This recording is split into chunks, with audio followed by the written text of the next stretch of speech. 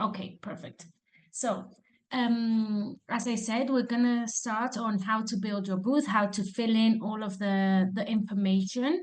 For that, you have to go to the URL of the event/CRM. There you will have to log in with the login of your booth and the password that has already been sent over to you.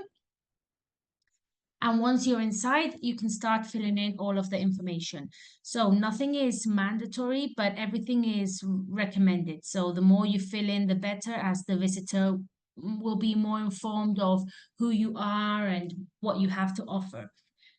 First of all would be the display name and fare, which is the name of your company, where you're based, the creation date of your company, the number of employees, the corporate website, slogan if you have one. Here are just different types of external links. So this means any other type of link that you might want to redirect the visitor to. And then one of the most important thing would be the company logo. This is the first thing that the visitors are going to see before clicking on your booth. So you have to upload your logo here. That is JPEG and no more than 5 megabytes. If you try to upload a PNG or something that weighs much more than 5 megabytes, it'll just give you an error message or probably won't even upload. So make sure you follow the format. You click upload logo. You select the logo from your computer, and then it's very important. You use your mouse to scroll down or scroll up to resize the image. Okay, you can't resize this blue rectangle. You have to resize the logo to fit inside the rectangle, and then you click upload image. You can also upload contact information, social media links, and then information about your company, who you are, what type of profiles you're interested in, and so on. It's important that every time you add something new, you click Save Changes. If not, the changes won't be reflected on your actual booth. Once you've filled in corporate data, you can go to banner and poster. These are two images to decorate your stand. So it's the same way as the logo, JPEG, and no more than 5 megabytes. You click Add Poster. You select the image. And then you resize with the mouse scrolling down or up and so on. Upload poster, save. Once you've added your banner and poster, the next step is the Design tab. In the Design tab, you can choose out of the 10 different types of designs that we have here to offer you, and out of all of the different hosts that we have here. If you don't like any of our hosts, you can choose the option of no host at all. If you don't like any of our designs, you can create your own custom design. You click on this button here, and then you just follow the requirements. So you have to create an image with this maximum size, JPEG, and the width and height. Okay, this would be when the visitor clicks on your booth, this is the image that they see. So you can create a personalized image, maybe with the color, your corporate colors, or one of your hosts if you have one, and so on. So you upload the template. And this would be what the visitors see when they click on your booth. We then have the Downloads tab. So in the Downloads tab, you can upload PDF documents, images, or Word documents that you might want the visitors to download during the event. There's no limit on the number of files you can upload to your booth. The only limitation is that each file cannot exceed the 5 megabytes. So you click Add Document, you select the image or the PDF document, and you give it a name. The description is not mandatory. It's just to describe so the visitor knows what they are downloading before actually downloading the document. We then have the meetings tab. The meetings tab is tab that we have created so you can share your calendar with the visitors, so they can request and close a meeting with you during the event. We recommend Calendly. I'm gonna write it on the chat. Because it's free to use platform and really simple. Okay, but I know you can also share your calendar with Outlook and with Google Meets, so you can use any type of link, but Calendly is just what we recommend because it's very simple to use. You say who the meeting is with, you talk a little bit about who the visitor is requesting a meeting with, and then you add your calendar account. When the visitor clicks on it, for example, if you use Calendly, it will appear a calendar like this with the dates and times that you will be available to meet with them. Okay, so the visitor can select, let's say, 23rd at 10 a.m. and they will be able to just request a meeting with you and be able to chat with you that day and time.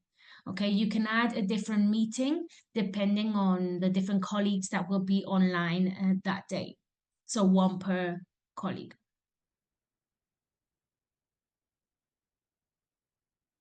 We then have the videos.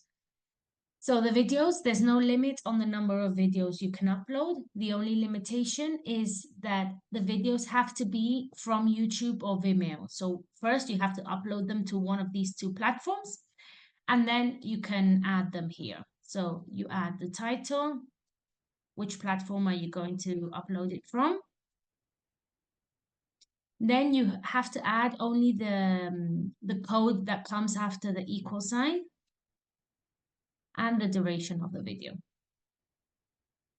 As I said, you can upload as many videos as you want. We then have the mailbox. The mailbox is a section that will be available in every booth, and it allows the visitors to send you a message in case you're not online on the chat, or just in case they prefer to communicate with you that way. It's important in this section to add an email. Why? Because every time that you receive a mailbox, you will receive a copy of it in this email account, and you can directly answer from there. You don't have to come back here to the CRM all the time to check if you have a new email. You can directly answer from the account that you have added here. Under account options, you can basically just change the password of the CRM.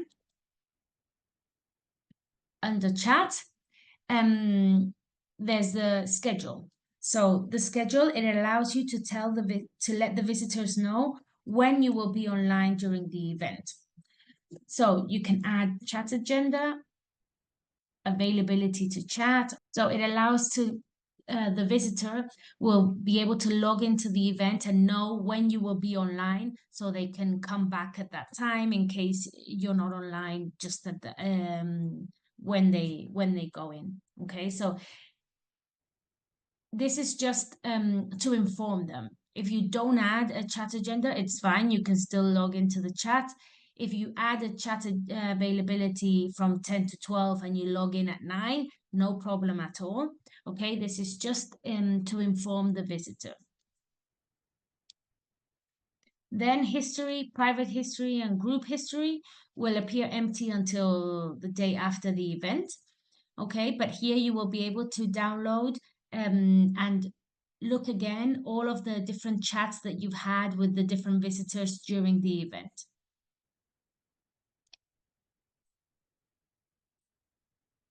Webcasts.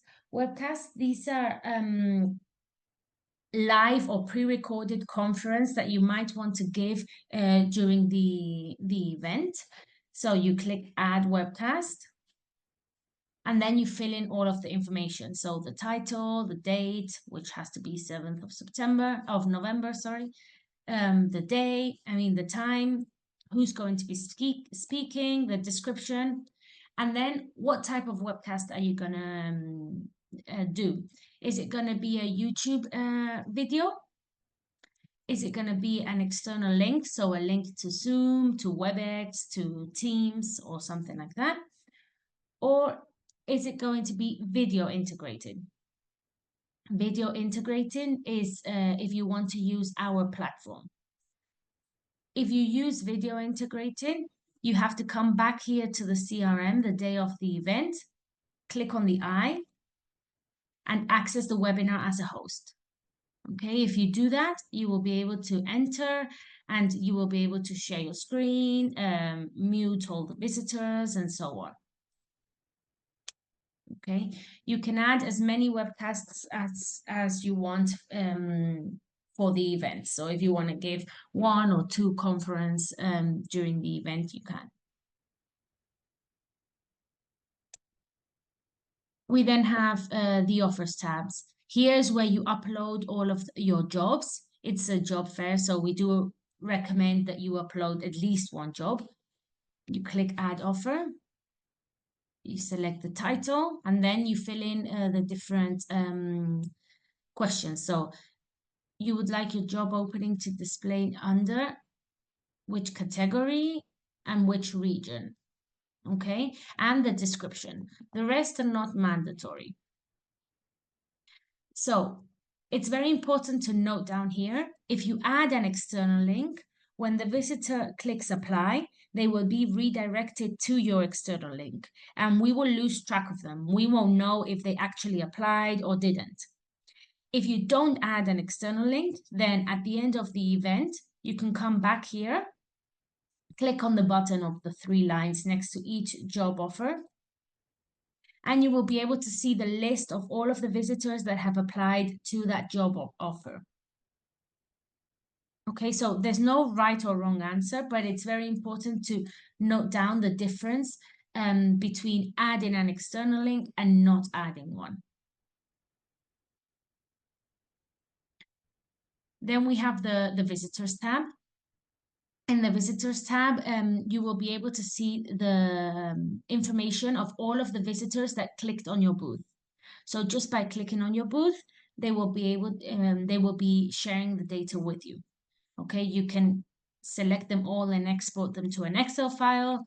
You can save them as favorites if this visitor is someone that you're really interested in.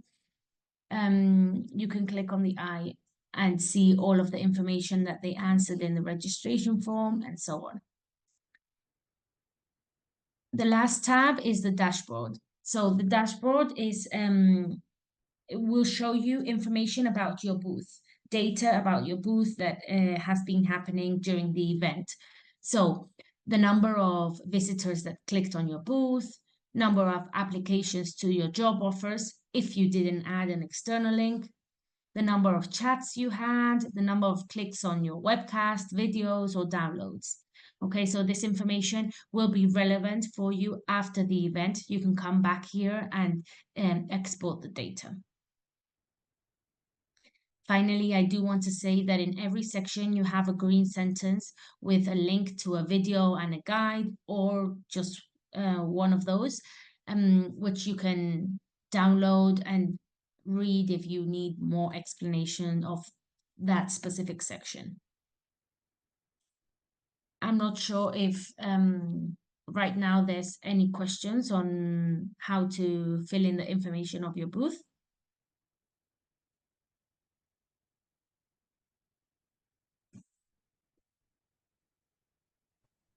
What on the external link names, like, is that where we're supposed to put in our website that they can go to fill out an application, or is that for the chat feature? No, so if you want to put a link to your website to fill in an application, like to a job offer, then that you would have to do under offers. Okay, this section here, external link names, this is just in corporate website, you put the link to your website, and then these 5 different links, these are just extra links that you might want to redirect the visitor to a specific page inside your website, maybe as a section that you think might be really relevant for them, you can add different links there. Okay. But the most important one is just the corporate website, which would be the link to your website for the visitors to read a little bit more about who you are and so on. Thank you. So Maria, those external links, that could be like a link to watch a video that they may have about the job. Yeah, it could be, if it's not from YouTube or Vimeo, yeah, if you have uploaded it to another platform, you could add the link here for sure. If the video's on their corporate website, they could copy that link to the video and she would be okay that way. Exactly, yes. Okay, thanks. If the video has been uploaded to YouTube or Vimeo, then we recommend you upload it under the video tab.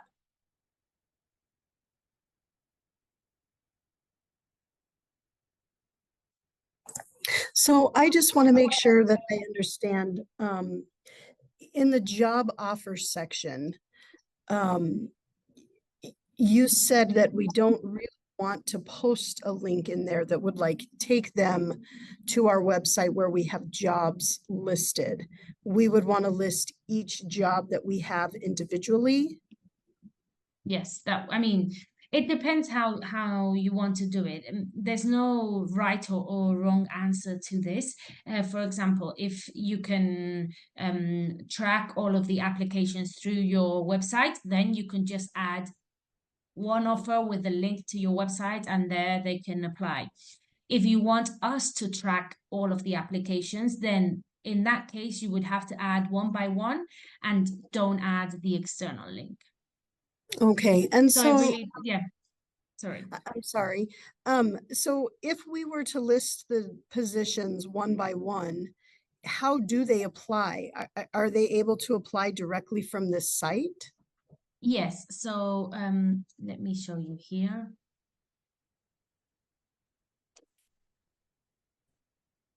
So the visitor will be able to click on your booth, or they can go to the jobs tab in the menu. And if they see an offer that they like, they can apply now. If you haven't added an external link, when they apply now, they receive a notification saying you have applied. If you have added an external link, then when you click apply now, it will just open a new tab and redirect them to your website where they can do the application. Okay, okay, thank you.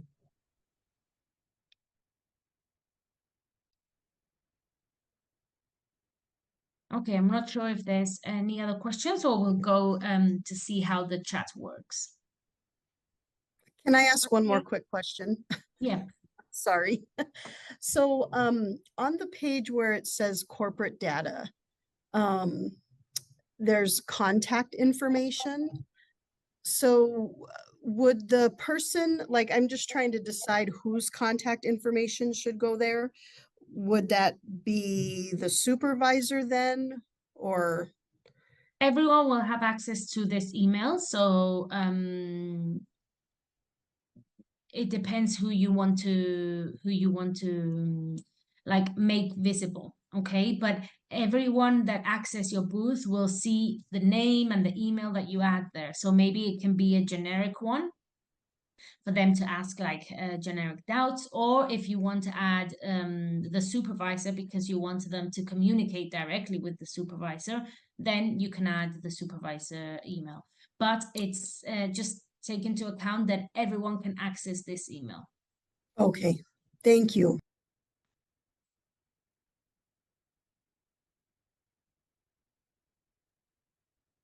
Maria, I was going to ask for the businesses, how long after the event will they be able to get the visitor history? Is the event going to be open for what, a day, 2 days? How long? We depends on when you have the next event, but normally they have access to the data for 2-3 weeks, 1 month maximum. Okay, so they can Thank come you. back here and download the visitors data, check all of the chats that they had with the visitors and so on. Okay, perfect. So I'm gonna go ahead and talk about the chat now. So to try out the chat before the event, you have to go to the URL of the event /demo. Okay. Each booth has 10 different chat accounts. This means 10 representatives from each company can log in the day of the event and can chat with the different visitors. You have to log in with your chat account, which is basically your CRM login _ chat 1, chat 2, chat 3, up to chat 10. Okay, but you log in with your chat account.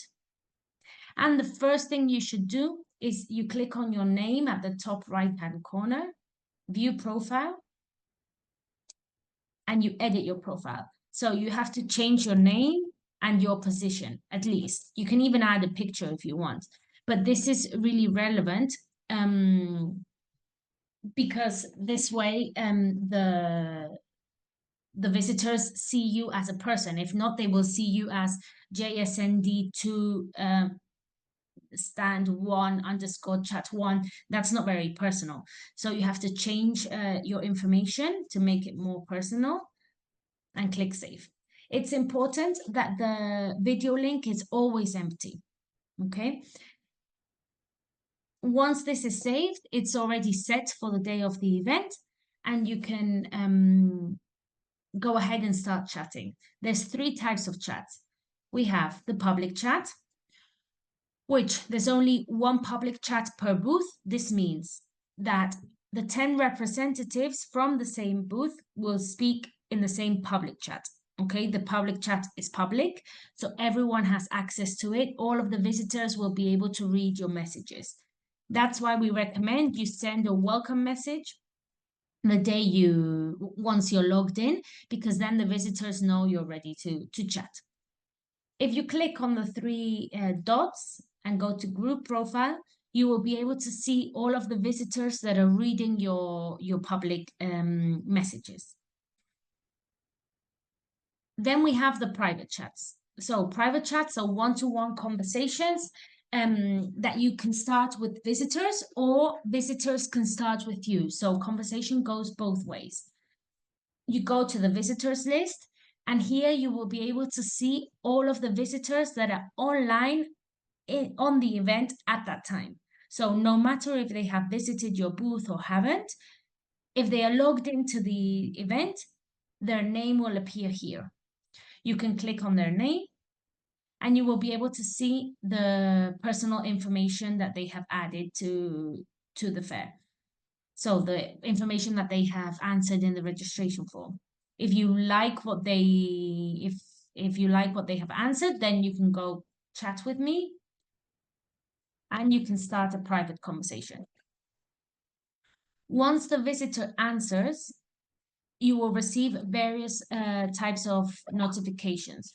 One will be a pink sound like you just heard. Another one would be a green bubble next to my private chats. And the other one would be a yellow bubble next to the person that has sent you the chat. You click on it and you can continue chatting with them. The chats can be written chat or video chat. So to start a video chat, only you as the booth representative can start that video chat. The visitor will only be able to start a written chat with you. So you click on the camera icon and it automatically calls the visitor. You will have to accept. And once the visitor accepts too, you will now be in the meeting with them. You can share your screen, you can activate your camera, and as you can see, you can still use the chat in case you want to share any links with them or any documents or so on. You will notice that when you're in a video conference, in a video chat, your status will change to not available. That way, the rest of the visitors will see that you're not active at that time, you're in a video call and you can't answer their messages. Once you finish, you click on the X and your status will change to online again. So you can then continue chatting with the rest of the visitors. Okay, all of the private chats will appear here under my private chats. The third type of chat is the group chat. The group chat is a group that you create of minimum 3 people and maximum 10. So you click create group chat, you give the chat a name, you select the visitors that you want to add, you also select the exhibitor, so maybe your colleague, maybe you're talking to a visitor and you want to redirect them to your colleague, you can create a chat of your colleague, yourself, and the visitor. And once you've created the room, it will appear under my private chats. Then you can start chatting. And the group chats is also written or video. Okay, so you choose which type of chat you want to have with the visitors. It's important to note down that if you're not online on the event the day of, you won't appear under the exhibitors tab. You will always appear under the pavilions, but in the chat, you won't appear. So you have to be online to actually receive messages. Okay, once you go online, you will appear here like this, and the visitor will be able to click on your booth, and they will be able to see the team members that are online, and they can decide if they want to chat privately or join the public chat of your booth. Okay, as I said, if you're not online on the chat, then the visitor will be able to go to a pavilion and go to your booth and leave their data that way. Okay, but if you're not online, then you won't receive any chat messages. It's also important to note down that if you are online in the event, this button always has to be online. If it's offline, it will be the same as if you weren't connected. So it's important that the button is always online to receive the different chats. One final thing about the chats. If you refresh or if you log out and log back in, your messages will disappear. Okay, so your public chats will still be there, but the private chats won't. So it's important that you only refresh or log out and log back in once you've finished all of the conversations.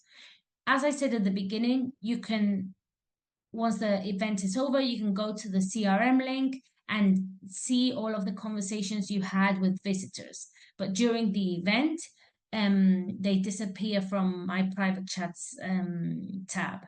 Okay, so make sure you only refresh or log out once you've finished all of your conversations.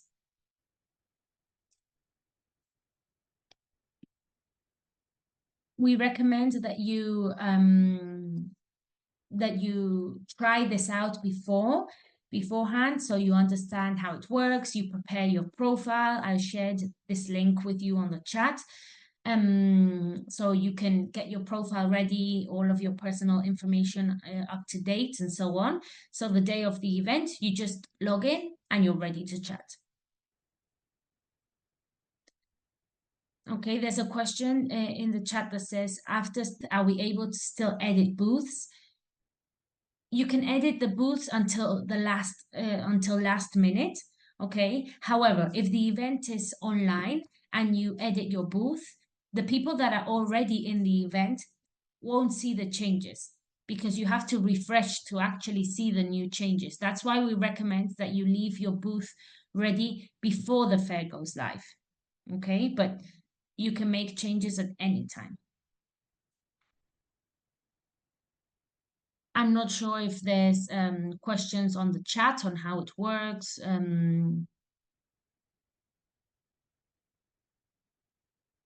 The actual for the day of the event, you have to go to the URL of the event without any slash anything. So no slash demo or anything like that. I just shared the link again in the chat. So to try out the chat beforehand, it's slash demo, but the day of the event is without demo.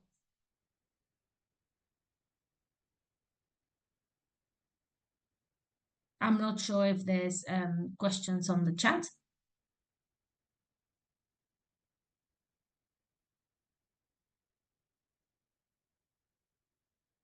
As we said at the beginning, this is being recorded, so we will send it over. I'll send it over to Dustin, and he will send it out to everyone else, so you can share with your colleagues, or you can rewatch if you need to once you start adding all of the information to your booth.